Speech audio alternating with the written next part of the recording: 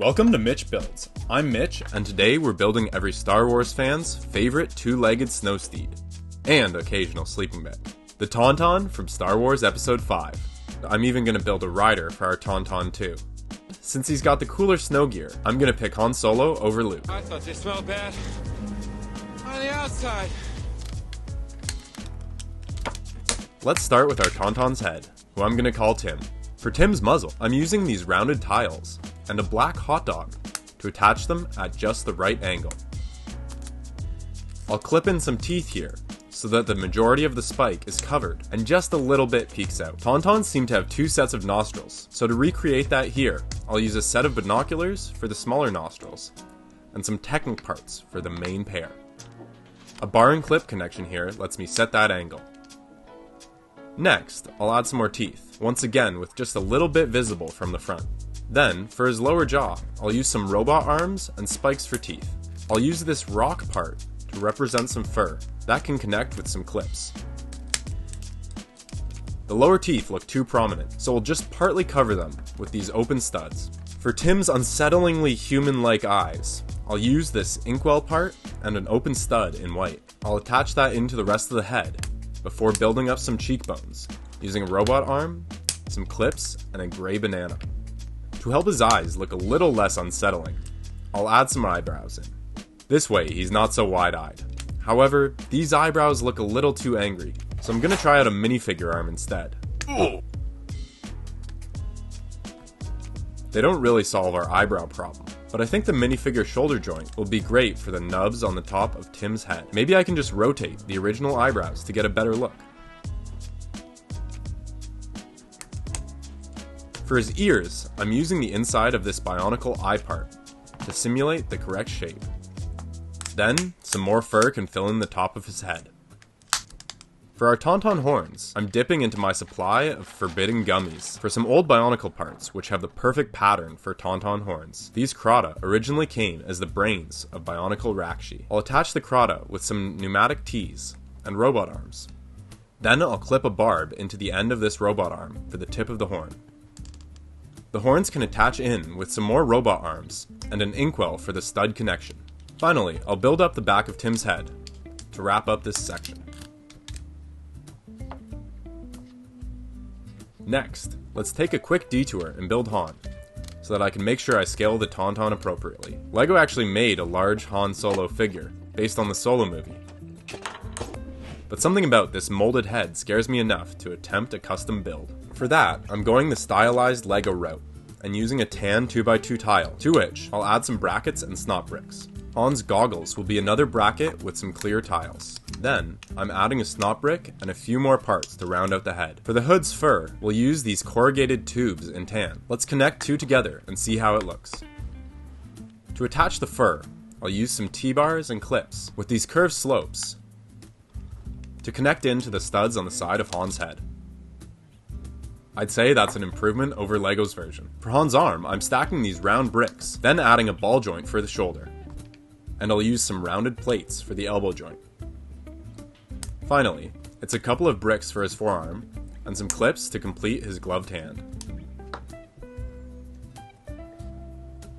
His foot uses some slopes and a small ball joint to connect into the lower leg, where I'll stack up some more slopes on this plate.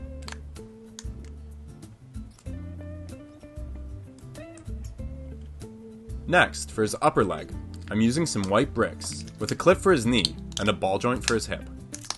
With the legs complete, we can move on to Han's body. Where his snowsuit has a kind of stripe pattern, I'll try and match with these dark blue sloped bricks. Then, I'll add the necessary ball joints for his head and arms. The geometry doesn't quite work out for the arms, so I'll swap in this rubber bit, which will allow the ball sockets to rotate a little. Nice. Han has some ranks, or something, pinned to his chest. Looking at my printed tile collection, I think this one will do just fine for our purposes. I'm then building up some shoulders with these large armor parts. I've connected them with pins so that they can rotate with Han's arms. I need the bottom of his coat to be flexible so I can get Han in a seated and standing position. So I'm going to use some clips, and then some wedge plates and tiles can continue the stripes down. I'll attach these together, and then into the body. To connect his legs, I'm using this weird triple ball joint part so I can get a full range of motion. And for Han's scarf, I was initially thinking of more corrugated tube, but then I found this perfect minifigure scarf, of which I can tie two together and then drape them around his neck like a real scarf. Now, with Han done, we can move on to Tim, where I'll begin his arms with some fur parts, a ball joint, and some curved slopes. Then connecting in a clip for the elbow joint. Next, for his hands, I'm using some more clips and tan spikes. Finally, I'll build out the lower arm with yet more clips and curved slopes. One more fur part sprinkled in here can help convey that Tim's a furry boy. To attach this in, I'm using two ball joints, one big and one small, to get that full range of motion. Up next is our furry Tauntaun neck, which will start with some Hero Factory parts, including this awesome fur part. Then I'll add some more smaller fur bits to the side of his neck before covering up the back of the Hero Factory bone with some slopes. Tim's chest is built up with more Hero Factory parts and another of those lovely fur bits. Then I'm building a little Technic assembly for his arms to attach into.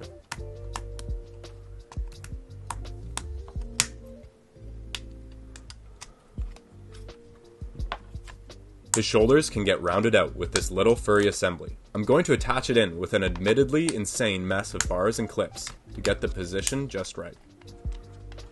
With that done, I'll move on to building up Tim's Technic spine, which will provide strength and to which everything else can easily connect. I'll attach that to the rest of the body with a ball joint, which adds just a little more posability. Now, moving on to the sleeping bag portion of our Tauntaun.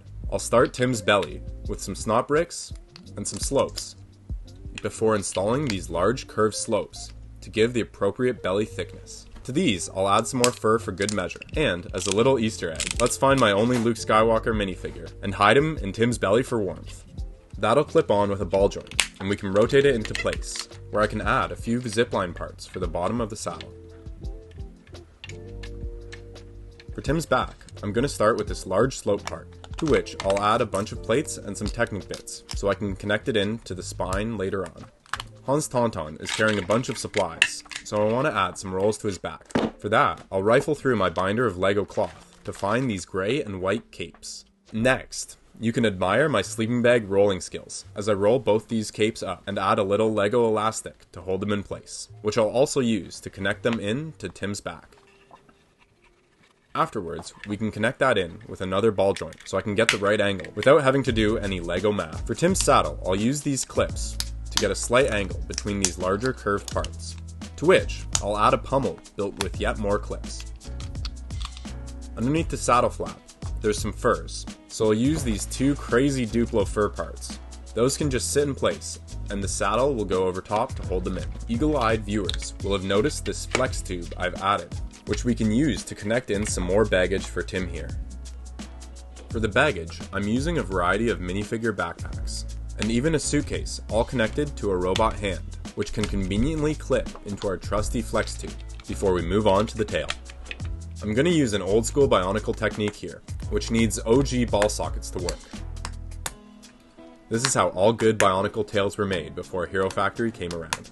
This technique is great since it's super flexible, but also stiff enough to hold its own weight, which will be important since I'm pretty sure I'll need Tim's tail as a counterbalance to how front heavy he is. I'll add some bulk to his tail with these Hero Factory shells, and then build up some fur sections to make sure Tim's looking appropriately fluffy.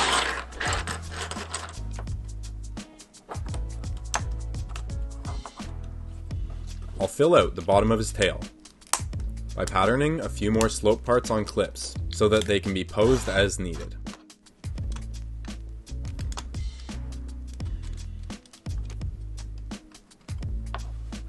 Let's attach this in to the rest of the body before adding these little wing parts for a little more furry detail. In our final act, it's time to build some chunky Tauntaun legs. And when I say chunky, I mean it. Tim's gotten quite heavy, and I need these legs to both hold that weight and be posable. After building out Tim's vaguely T-Rex toes, we can turn to the ankle joints, which need to have a ton of flexibility and strength. For this, I'll grab a bunch of ball sockets and ball joints. I like these newer ball sockets, since they seem to have a little more friction than the older designs. I'll build up a joint here, where I can strain the motion of each set of ball joints, but add 3 axes of rotation, which should let us get any pose we want, while keeping as much strength as possible.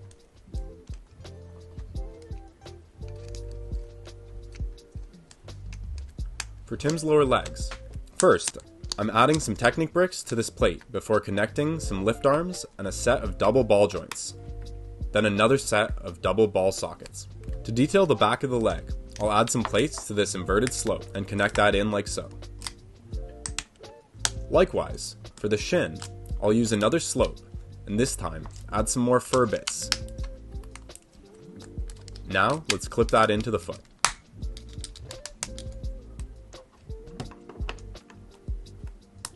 For his hips, I'm building up another monstrous joint, similar to his ankle.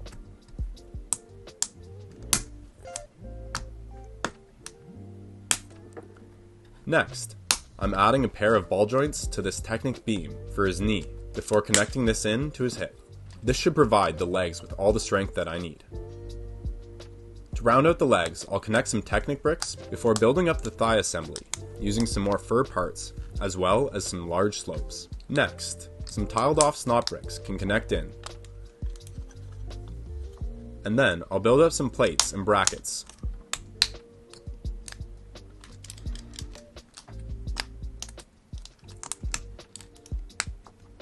I want to attach in another of these Hero Factory fur parts. To do that, I'll attach these Technic bricks and a pin to some cams before attaching that in to the rest of the build. I'll use some more snot bricks to add studs to the back of the leg, which I'll attach this large slope into. And we're ready to assemble it into the rest of the build.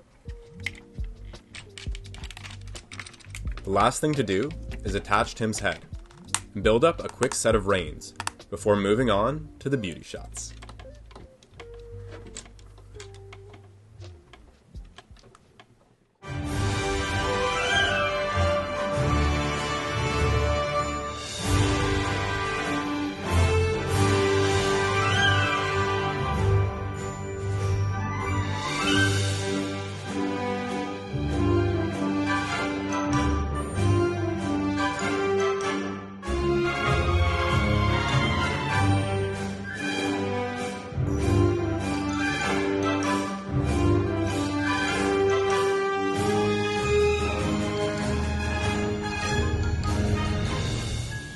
Special thanks to my wonderful patrons, Michael Fraser, Sam Kordestani, Baki, and especially Mom and Dad, without whom none of this would be possible.